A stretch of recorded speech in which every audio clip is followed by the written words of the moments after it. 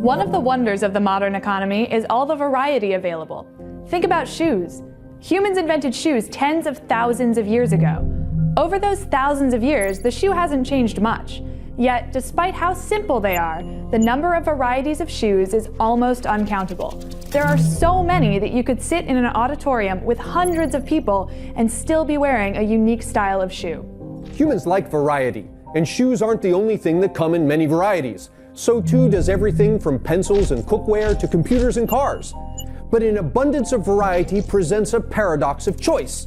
How can a person make a rational choice when the number of options is so large that the cost of searching for the best option exceeds the benefit of finding it? Notice that a person actually makes two decisions. The first is the search decision, to keep looking for better shoes or to stop.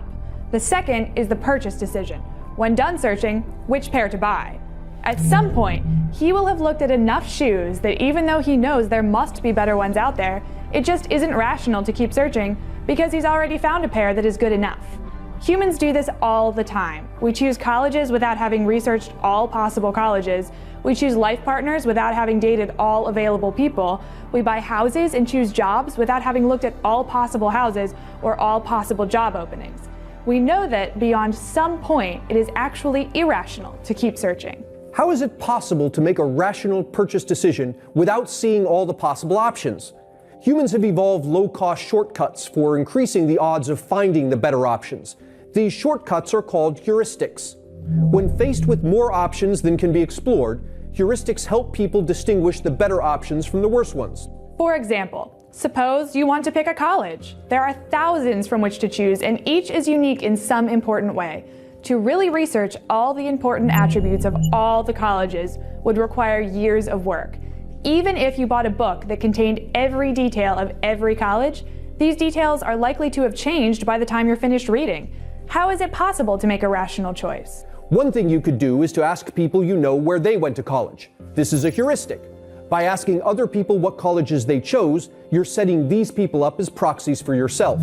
You're relying on their experiences to inform your decision, hoping that your experience will be similar to theirs. Another useful heuristic is the one we use when we judge alternative options relative to one we're familiar with. People use this heuristic often in selecting a life partner. Rather than attempt to compare and contrast the attributes of all eligible partners, we select one, sometimes at random, to date. We date this person until someone better comes along. Then we date that person until someone even better comes along. We keep doing this until we make the rational decision that it isn't worth looking any further, and we marry the person we're dating. This heuristic is useful because it is easier to compare two things and judge which one is better than it is to select the best from among a large set of things. Faced with the problem of choosing an option when the act of choosing is costly, humans have evolved heuristics, shortcuts that employ their own past experience and the experiences of people around them to help them make more rational choices. This is just one example of how humans rely on each other to make decisions in this complex web we call the economy.